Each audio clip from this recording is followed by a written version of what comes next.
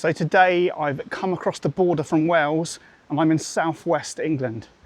I've come to check out a city that is synonymous with a British film franchise. But is it any good? Let's have a look.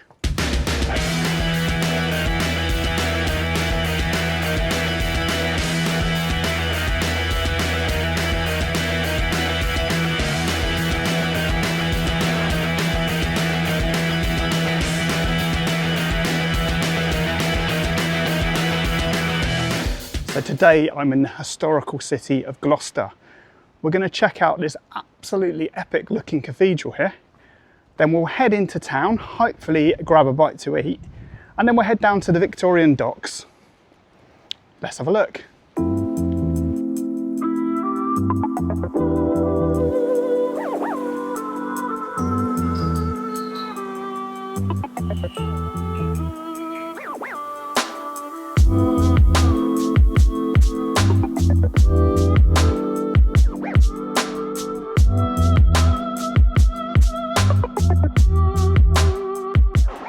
So I've just come inside the cathedral now, and it's amazing. It's absolutely grand cathedral. It's huge, it's absolutely epic, but they're having their organ serviced at the moment. So this little area of the cathedral isn't open. You can see a little bit of it up here, but apparently it's going to cost them several £1 million to refurbish this, but I'm sure once it's finished, it's going to look incredible.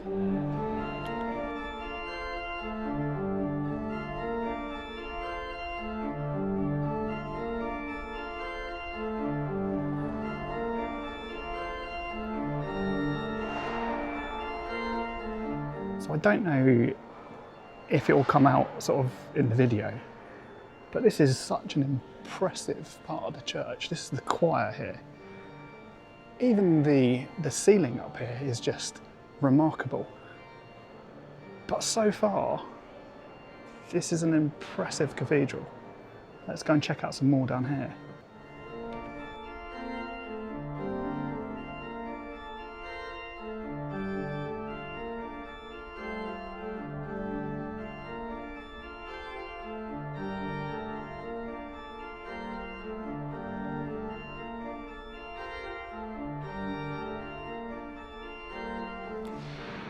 So beside me now, we've got an effigy of Robert of Normandy.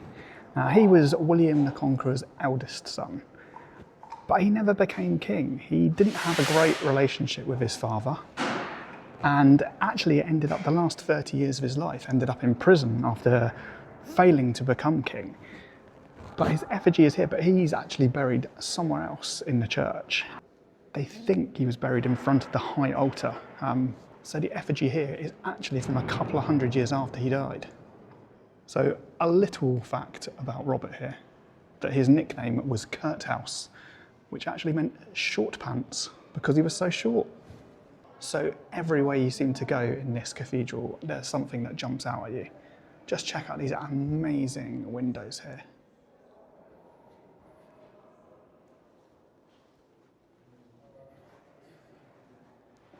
So we are in the Lady Chapel now. Now, between the 1540s and 1650s, it was actually vandalised by Protestants that thought that there shouldn't be visual depictions, but particularly visual depictions of Mary. Now, if we just move down here, you will actually still see where it's been hacked away at and been tried to be destroyed.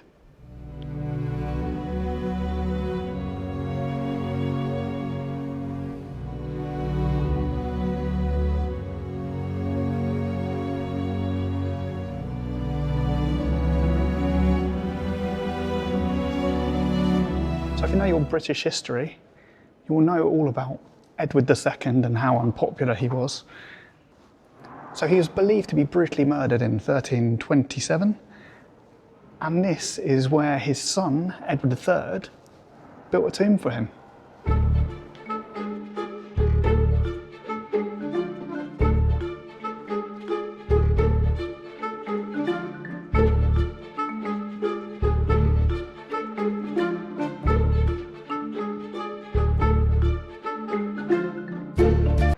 So if you ever see a church that's sort of from the Middle Ages onwards, you'll often see gargoyles up on the side. Now, they used to use these gargoyles to ward off evil spirits, so that's why you see some quite horrific faces on the side of the buildings. A bit like this one.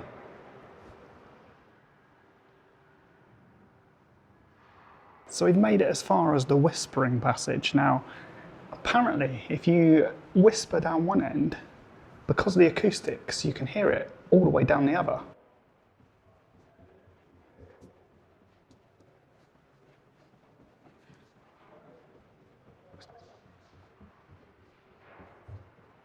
Right, I'm going to give this a test. I'm going to pop my microphone down here, go to the other end, and see if you can hear me.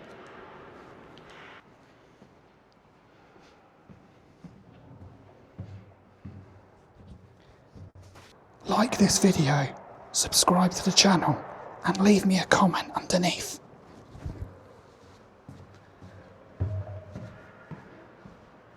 Did it work?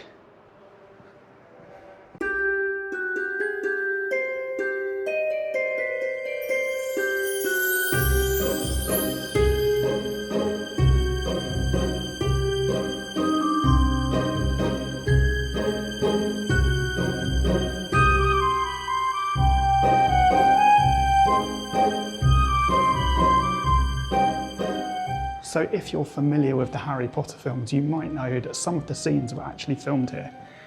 Now, it was actually quite controversial at the time because Harry was a wizard and it wasn't in keeping with the Christian faith, and there was a lot of protests at the time.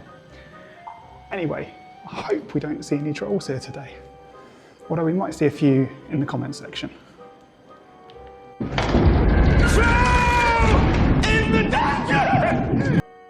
So it's not just the interior of this cathedral that's nice, there's also a really nice garden out here.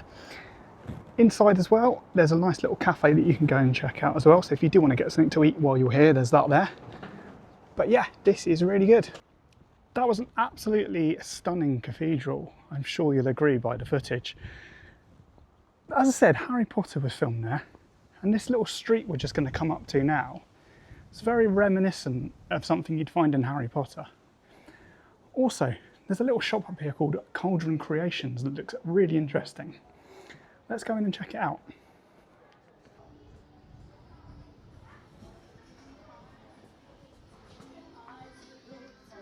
Tell me who you are and where we are.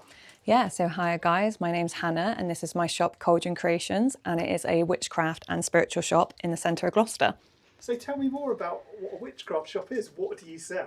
Yeah, well, I suppose that's quite a hard and weird question in some ways, because for us, we're authentic witches. So everybody that works here practices the craft in some way or another. So we sell anything to do with spells, your own spells, herbs, oils, crystals, and we also cater to people that are just learning, or to the seasoned practitioner. So we have everything in here for spellcrafting, witchcraft in general. And how long have you been here now? So we're coming up to our 3rd year in November this year. So not that long, but we're growing by the minute. And I've been practicing witchcraft pretty much my whole life. And do you enjoy Gloucester, the city itself? I do, yeah. I think there's so many independent shops in this area which are so amazing. So we've got a really alternative section right by the cathedral, and having the cathedral on our doorstep is just an incredible place to be. So yeah, it brings in a lot of people to the city, and so happily a lot of people come in here, which is amazing. And is there anywhere you'd recommend me go and check out? I think you should go and check out Cosmic Tree. They are a really cool place, very hippie, and they speak all about their fight for the plant, and I think you need to go and have a check out of them. They're amazing. We'll go and check that out. Thank you very much. Thank you. So let's have a wander down then and see what Cosmic Tree is all about.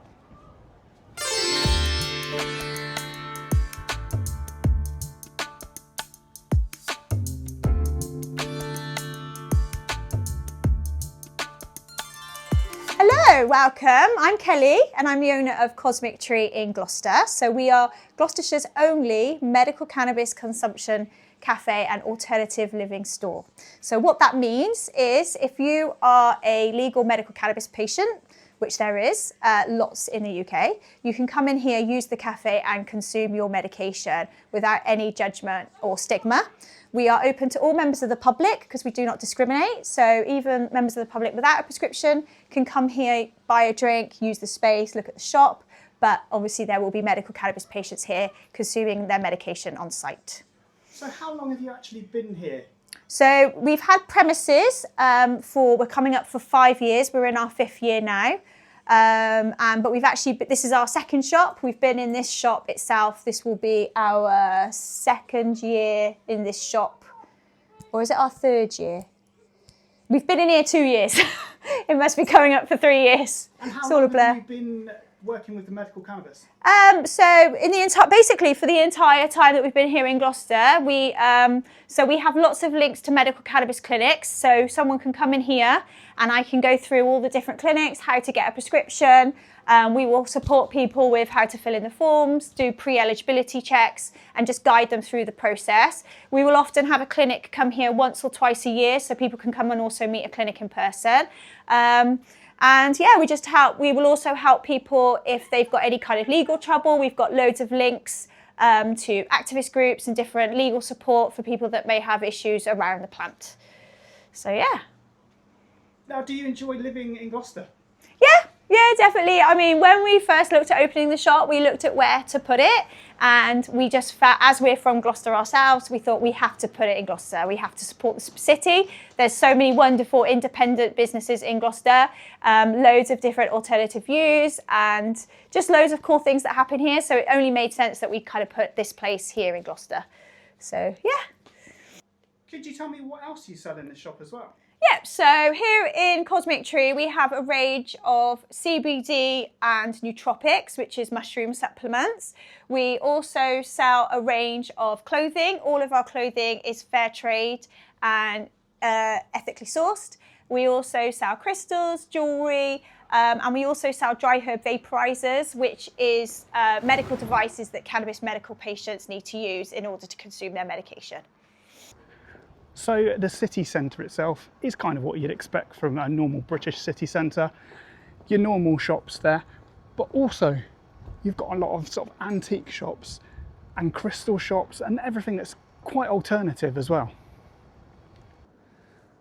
So my dad has always banged on about that when he dies, he wants to be buried in a willow coffin.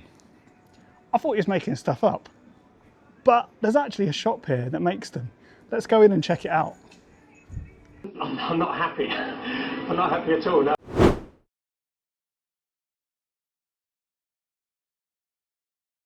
Could you tell me who you are and where we are?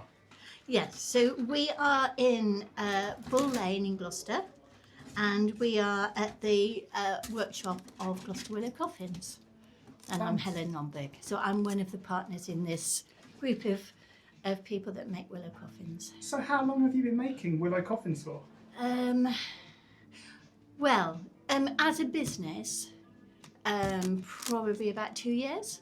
But I've been asked to make willow coffins on and off for a lot longer than that. But I realised if I was serious about making them, then we really need a workshop. And that's what this one is. And how long does it take you to make each one? So each one is about 4.5 days work. So we start with a plywood base, and that's stipulated by the funeral directors, so we have to do that. And that's all cut to size and drilled. And then we put the willow uprights in, and then we weave around those. They're bent down to do the border, and then we make the lid, and then we line them. So your background isn't necessarily making coffins? It's making baskets. So I've been making baskets for probably about 40 years.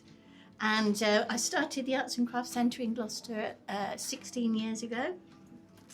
And that's in Westgate Street, 47 Westgate Street. And that's about 45 artists and craftspeople who all run it as a shop and also teaching centre. So if you've lived here that long, I'm guessing you quite like the place. What do you particularly like about Gloucester? About Gloucester? Well, I actually come from Stroud, or rather I live in Stroud, But right from a teenager, I've worked in Gloucester, and I like it because things are possible here that sometimes aren't possible other places. I mean, maybe financially things have been a bit more possible here than in Stroud. People quite often in Stroud, where I come from, say, well, why aren't you doing this in Stroud? And I usually say, just probably couldn't afford to. And so Gloucester has this great history of artisans and working. You know, there were so many small businesses here, quite big businesses, and basket making particularly has a long history in Gloucester. There was a company called Finch's down in Pitt Street, and they used to employ 44 basket makers. And they had massive contracts for the government, but also domestic, and they used to send a lot of stuff up to London. And so it's a kind of perfect place to grow willow, because willow likes to have its feet in water and its head in the sunshine. So being sort of low-lying and floodplain, it's perfect for growing willow. Thank you so much for taking the time to speak to me. Oh, it's a pleasure. Brilliant. Thank you. Thank you. So I've just popped into the Eastgate shopping centre. It does look a little bit deserted in here. There's quite a few shops that aren't there anymore and are closed up. So I think the more interesting stuff is definitely out on the high street out there. But yeah, in here, a little bit sterile and not very much going on in here.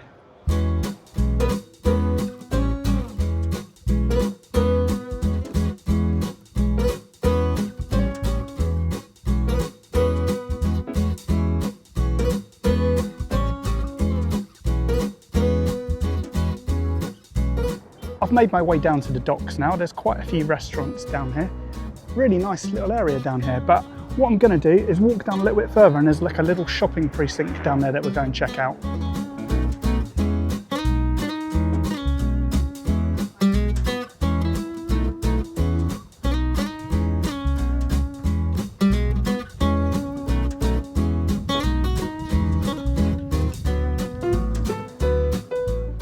So I've made it down to the docks. There's some interesting stuff down here. There's an interesting little cafe on a boat back there.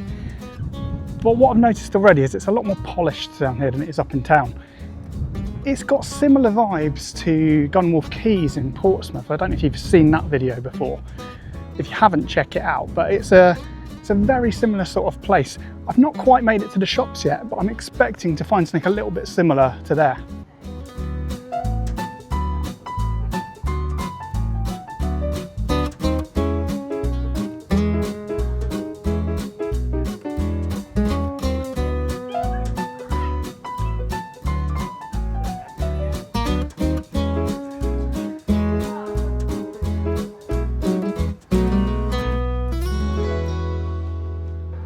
So as I said earlier, it is a lot more polished in this area than up in town. If you're looking for sort of a traditional high street experience, this is probably the place you want to be. You've got all your main brands and your high-end brands down here, so definitely worth coming and checking out if you want to go shopping for the day.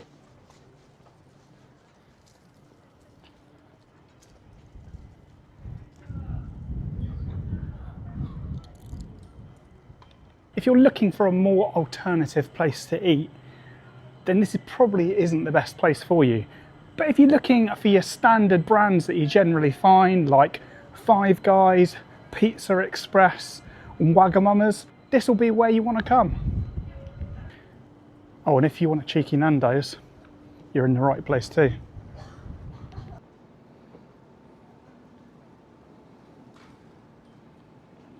So if you're looking for food, you're absolutely spoilt for choice here. You've got your chain restaurants down by the harbour, but there's a lot of independent places up in town. There's Thai, there's Indian, you name it, it's here. So it's that time in the video when I ask you guys if you could like this video, subscribe to the channel if you haven't already, but especially I want to see your comments underneath of what you think of Gloucester. I've met a lot of you guys today as well, so if I have met you out in the streets, then leave a comment underneath and let me know who you were. Anyway, let's get back to it. So I fancied something a little bit different for dinner today. So I found a place called Karak Chai. It looks really good. Check it out. So I went for the keema and the lamb rogan josh, but it comes with some nice dips, some rice. Check this out. Lovely. So I wasn't going to talk too much about this when I was in there because I just wanted to get some food in me. But this is blooming good. That lamb rogan josh, the spices in it are so subtle but really, really good. And also, I wouldn't have normally gone for a keema, but this is amazing.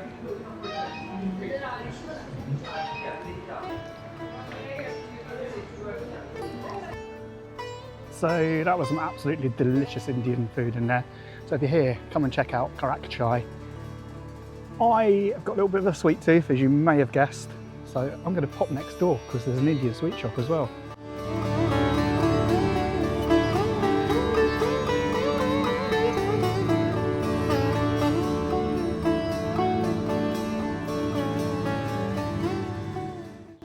So I'm back at the cathedral now, but I want to try these delights that I found at Desi Delights.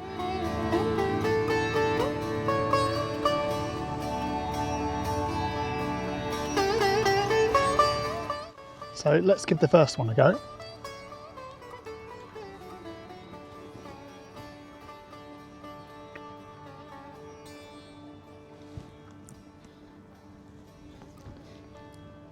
Very sweet, as is normal for an Indian sweet. There's quite a lot of sort of fat going on in there, which is not a bad thing. Very crispy. Sort of taste of pistachio as well. Love it. Next.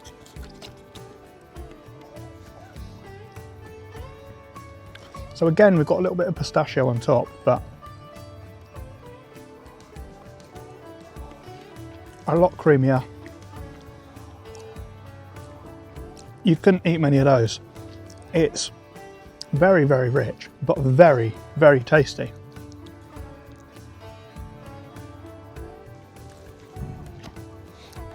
It's a good job I've done a lot of walking today, because I'd be as big as this cathedral if it wasn't the case. So finally, we've got the jalebi. This is a personal favourite of mine. If you've never tried this before, try and track it down because it's absolutely incredible. It's very sweet. It's very crispy.